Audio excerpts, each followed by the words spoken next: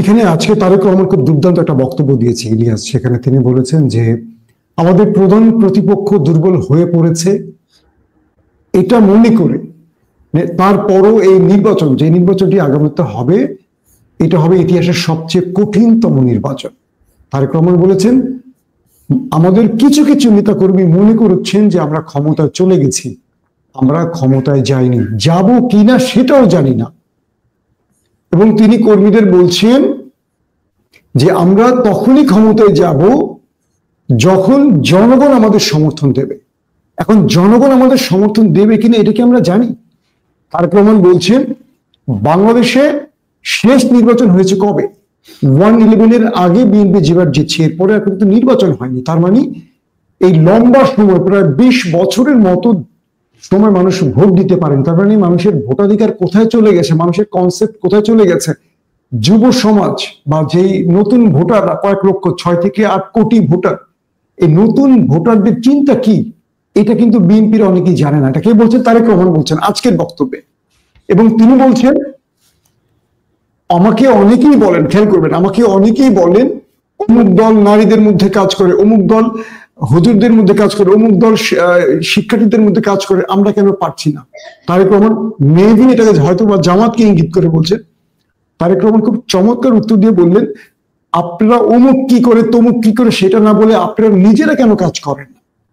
তারেক রহমান আরো বললেন যে আমাদেরকে জনগণ কখন গ্রহণ করবে, কখন ভোট দিবে, যখন আমরা জনগণের ভাষায় কথা বলবো, জনগণের পক্ষে থাকবো। আমাদের নেতা কর্মীরা জনগণ কি চায় এটা বুঝতে হবে, তাদের মতো করে চলতে হবে, জনগণের ভাষা অনুযায়ী আমাদের দলের নেতা কর্মীদের তাদের সাথে মিশতে হবে।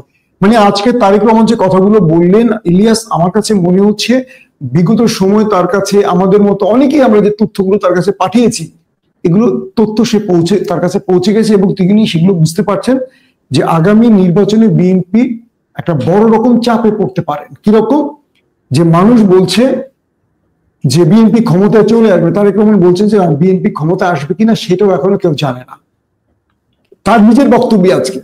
এবং সবকিছু মিলে তারেক রহমান বুঝিয়ে দিয়েছেন তার দলের নেতা কর্মীরা সঠিক পথে হাঁটছে না, এবং সঠিক পথে হাঁটলেই তবে বিএনপি নির্বাচনে জিততে পারবে। এবং তিনি আশঙ্কাও করছেন যারা নতুন ভোটার, গত 20 বছর বা 18 বছর বাংলাদেশে ভোট হচ্ছে না, তার মানে কেউ জানে না মানুষের পারসেপশন কোথায় যাবে, ভোট কোথায় যাবে, ম্যান্ডেট কোথায় যাবে। তার মানে যারা বিএনপির নেতা কর্মীরা লুটপাট করছেন, চাঁদাবাজি করছেন, দখল করছেন, তাদেরকে ক্লিয়ার মেসেজ কিন্তু তারেক রহমান দিয়ে দিয়েছে। এখন তারেক রহমানকে আরেকটা বিষয় বুঝতে হবে যে মির্জা ফখরুলদের মতো যারা ভারতের সুরে কথা বলছেন, এটা বিএনপির বিশাল ভোটকে কেটে নিয়ে যাবে। বাংলাদেশে আপনি যে কথাটা বললেন, একটা বড় গ্রুপ আছে যারা বিএনপিকে পছন্দই করে কেবল ভারত বিরোধী দল হিসেবে, এরা সুইং করবে, অন্য দলে সুইং করবে। আপনি কি এই ব্যাপারে কোনো মন্তব্য করবেন নাকি আমি নেক্সট প্রশ্নে যাব? ভাই এইটা তো মানে না করার কিছু নাই। আমি আবারও বলছি যে অনেক মানুষ মনে করেন, ধরেন জামাতের মানুষ মনে করে আমি বিএনপি করি, আমি বিএনপির মানুষ মনে করে আমি জামাত করি। ভাই আমি জামাত বিএনপি দুইটাই করি, কারণ আমি আওয়ামী বিরোধী মানুষ। আমার রক্ত যদি গ্রুপ চেক করেন, আমার রক্তের গ্রুপ হচ্ছে মাইনাস, এই আওয়ামী নেগেটিভ। তো আপনারা বুঝতে হবে যে এই বিএনপির যে মানুষগুলো করে, বিএনপি তো ধর্মভিত্তিক কোনো দল না, তাই না? বিএনপি কি দল? বিএনপি হচ্ছে মানে জাতীয়তাবাদী চেতনা, এইটাই শুধু তাদের ভেতরে আলাদা। সো জাতীয়তাবাদী চেতনার ভেতরে তো আসলে মানে আমাদের ইসলাম যতটুকু আছে, ইসলামের ভেতরে যদি আপনি যান, আমাদের দেশের মানুষ ধরেন সবাই সারা জীবন ঘুষ টুস খায়, তারপরে শেষ বয়সে পেনশনটা যখন পায়, পেনশন পাওয়ার পরে হজ করে আসে, মনে করে ওর সবকিছু মাপ হয়ে গেল। তো এর বাইরে আরেকটা জিনিস আছে, সেটা হচ্ছে যে সারাদিন আমার এইখানেও দেখি, বুঝছেন, যে হালাল মাংস, এটা তো বাংলাদেশের মানুষ হয়তো আপনারা অতটা টের পান না। বাংলাদেশে তো যেখান থেকে ইচ্ছা ওইখান থেকে মাংস কেনেন, সবকিছু কেনেন, খাবার খান, যেখানে ইচ্ছা সেখানে। আমাদের এখানে সবচেয়ে বেশি যেটা করা লাগে সেটা হচ্ছে যে দোকানে গিয়ে জিজ্ঞেস করতে হয় ইজ ইট হালাল ফুড, তখন ওরা বলে যে হ্যাঁ হালাল। তারপরে বারবার এনশিওর করতে হয়, যেমন আমি স্যান্ডউইচ খাইতে যাই, এখানে স্যান্ডউইচ খাইতে গেলে ওরে বারবার আমার ওয়ার্ন করতে হয় যে don't cut my bread with the knife you use for pork. এখন যদি নাকি আপনি পর্কের ব্যাপারে এত সাবধান হন, আপনি হারাম খাবারের ব্যাপারে এত সাবধান হন, হারাম ইনকামটার ব্যাপারে এত সাবধানতা আছে কিনা? এটা নাই। আমাদের মানে রক্তের ভেতরেই দুর্নীতি, কেমনে সহজ রাস্তায় চিটারি বাটপারি করে করা যাবে, এটা হলো আমাদের মূল টার্গেট। তো দেশ গেল না গেল, এখানে এরকম লোকজনকে চিনি, ওই আপনার ইসকনের টাকা পয়সা নিয়ে বাড়ি গাড়িও কিনেছে, এরকম লোকজনেরও চিনি। সো দেশ কি হইলো না হইলো এটা যায়ও না আসো না। তো এটা মাথায় রেখেন যে যারা ইসকন নিয়ে এখনো পজিটিভ কথাবার্তা ইনায়া বিনায়া ইসকনের পক্ষে কথা বলতে চান, তারা সবকিছু একসাথে চাইলে হবে না। যে আপনি চাবেন জনপ্রিয়তাও চাবেন, আবার ফের ইসকনের টাকাও খাবেন, সব তো একসাথে পাওয়া যায় না। ইসকনের টাকা খাইলে সবচাইতে বেশি অঙ্কেরটা আমি খাইতে পারতাম, আমার এখন কাজ করে খাইতে হইতো না। আমি আমেরিকাতে অন্তত 4-5টা বাড়ির মালিক থাকতাম এবং খুব ভালো ভালো জায়গায় বাড়ির মালিক থাকতাম। অতএব সবকিছু একসাথে পাওয়া যায় না। অনেক মানুষজন, কালকে এক সাংবাদিকের দেখলাম, নাম বলি, মাসুদ কামাল সাহেব। তো মাসুদ কামাল হইলো এই 71 টিভির কি বলে টকশো বিষয়ক সাংবাদিক। ওনারে 71 টিভিতে যেদিন কিনা ওনারে মানে ইতে রাখতো, বুঝছেন, ওই যে আমাদের ছোটবেলায় খেলা করতাম যখন জোড়ায় জোড়ায় মিলতো না, একজন বেশি থাকতো, আপনার এলাকায় কি বলতো জানি না, ওইটারে বলতাম পেট কাটা, দুধ ভাত পেট কাটা। তো এই মাসুদ কামাল হলো দুধ ভাত সাংবাদিক, ওরে সবসময় 71 টিভি রাখতো, এই ফারজানা আর মিথিলা এরা রেখে দিত। যেদিন গেস্ট নাই, একজন কম পড়ছে, ওইদিন মাসুদ ভাই একজন কম আছে চলে আসেন, মাসুদ বাথরুমে থাকুক যেখানে দৌড়ে এসে বসা যাইতো, ও দৌড়ে এসে টকশো শুরু করে দিত। এগুলো মাসুদ হইল গিয়া আপনার এই 71 টিভির দুধ ভাত সাংবাদিক। এই দুধ ভাত সাংবাদিক কালকে আমারে নিয়ে করে, আমি সাংবাদিকতা করি না, তার বক্তব্যটা শুনলাম অল্প একটু। এখন ভাই এগুলি আপনারা সব পাঠান, কি করব? সবাই পাঠায় যে ইলিয়াস দেখেন এই যে আপনার এটা কি করছে, এটা কি করছে। আরে ভাই আমারে পাঠানোর দরকার নাই তো, আমার নিয়ে 18 কোটি মানুষ, এনে 1800 মানুষ থাকবে না আমার বিরুদ্ধে? আর যারা বলে আমার বিরুদ্ধে যে বলবে, আমি একটা পোস্ট করলে, আমি একটা ভিডিও তৈরি করলে আমার বিরুদ্ধে যে বলবে, তারা তো সেই ব্যক্তি যারা ইসকনের পক্ষে কথা বলেছে, তারা সেই ব্যক্তি যারা প্রথম আলোর পক্ষে কথা বলেছে। সো আমি তো যদি তারা যদি আমার করে সুনাম করে, যেদিন মনে করেন মাসুদ কামাল যেদিন আমার পক্ষে কথা বলবে, মুন্নি শাহ যেদিন আমার পক্ষে কথা বলবে, শাহেদ আলম যেদিন আমার পক্ষে কথা বলবে, আমার ভিডিওর পক্ষে কথা, ওই দিন বুঝতে হবে, তাসলিম খুলিল যেদিন আমার পক্ষে কথা, ওই দিন বুঝতে হবে যে আমার ক্যারিয়ার শেষ, আমি ধ্বংস হয়ে গিয়েছি ভাই। আমার নিশ্চয়ই কোনো না কোনো সমস্যা একটা দেখা দিয়েছে, আমার পাসপত্র কিছু না কিছু একটা পাল্টাইতে হবে, কারণ আমি যেই জিনিস ওই জিনিস আর নাই, এটা বুঝতে হবে। অতএব অনেক মানুষ অনেক কথা বলবে। মাসুদ কামাল বলছে যে আমি তার সাথে এক টক শোতে 2019-20 সালে বলেছিলাম আমি সাংবাদিকতা করি না এখন। আরে ভাই আমি সাংবাদিকতা করি না, এটা শোনার পরে এই পর্যন্ত তার বহুবার শুনেছি, এই টক শোতে গিয়ে সে আমারে তুললে এই কথাটা বলে, ও বলেছে ও সাংবাদিকতা করে না। মাসুদ কামাল, তোমাকে সাংবাদিকতা শিখানো হবে, তুমি সাংবাদিকতা শিখতে আসো আমার কাছে। তুমি নাইমুল ইসলাম খানের পক্ষে কথা বলা, শেখ হাসিনার দালালি করে আমার সাংবাদিকতা শিখাইতে আসো না। এই আমেরিকার, এই বাংলাদেশের বাইরে যারা গত 15 বছর, বিশেষ করে লাস্ট 5 ইয়ার যারা কিনা সরকারের বিরুদ্ধে সমালোচনা করেছে, তারা যারা জীবনে কোনোদিন সাংবাদিকতা করে নাই, ওরাও তোর চাইতে ভালো সাংবাদিক। তোরা বাংলাদেশে বসে থাইকা আওয়ামী লীগের এই ময়লা আর এই নাকের পোটা এগুলো খায়া তারপরে তোরা বাংলাদেশে সাংবাদিকতা করছিস, এটার নাম সাংবাদিকতা রে? এটাকে সাংবাদিকতা বলে? এই দেশ দখল করে ফেলে, তোদের কোনো নাই। এখন কি বের হচ্ছে, হাজার হাজার লক্ষ লক্ষ কোটি টাকা আওয়ামী লীগ পাচার করেছে। তো এতদিন কোথায় ছিল?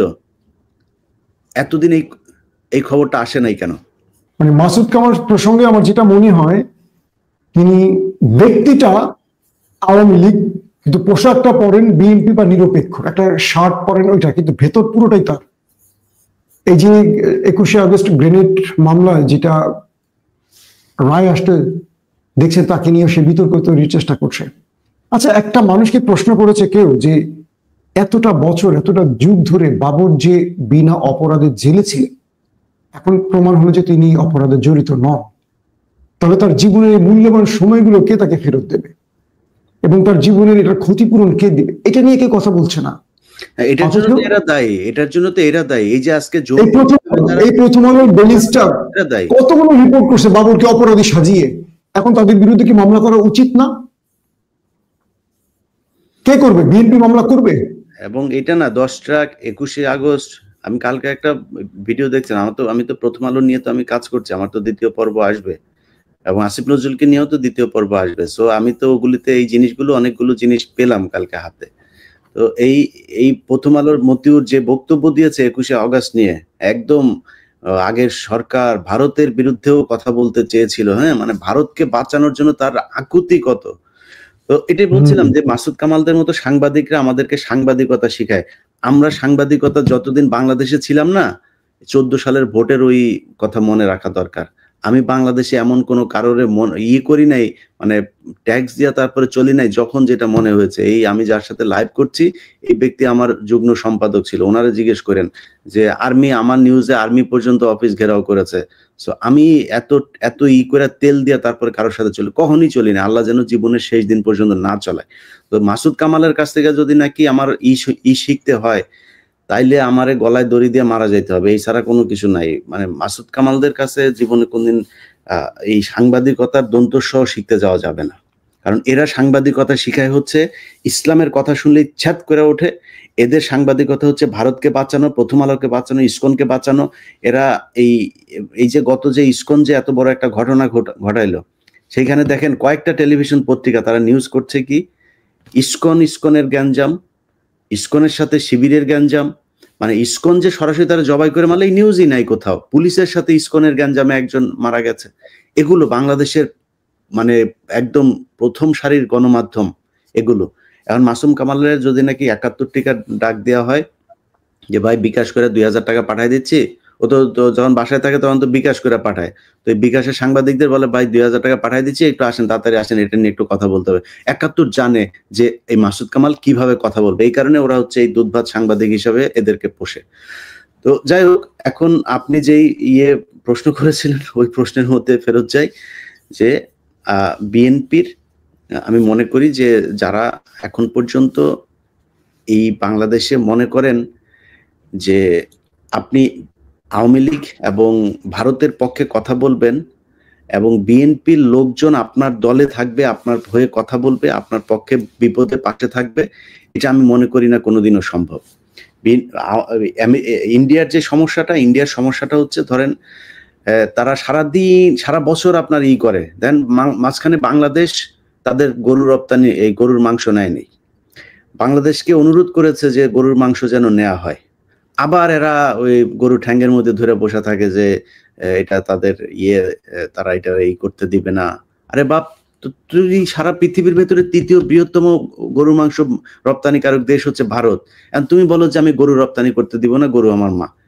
তো এখন একটা বলতে হবে, হয় টোটালি বন্ধ করতে হবে, অথবা এই মুসলমানদের উপরে যে নির্যাতন এইটা বন্ধ করতে হবে।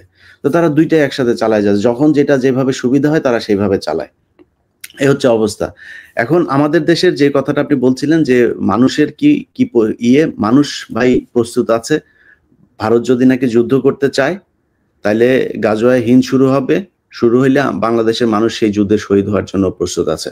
এই দেশের মানুষ কতটুকু সাহসী, এই গত কয়েকদিন আগেও ধরেন আমিও আমারও মনে হইতো যে এইটা তো একটা ভীরু জাতি, এই জাতি এত কিছু সহ্য করে, এই জাতির ভেতরে যে মানে ভেতরে এত ক্ষোভ, এত যন্ত্রণা যে তারা যে পুষে রেখেছিল, এটা আমরা কল্পনা করতে পারিনি। সো সেটা তারা দেখিয়েছে, এবং ভারতের ভয়টা আমার ধারণা ওই জায়গাটাতে, যে জাতি গুলি করার পরে একটারে গুলি করে পাশেরটা সরে না, এই জাতিরে দিয়া তো আসলে এই জাতির তো দমন করা সম্ভব না, এটাই তাদের আতঙ্কের বিষয়।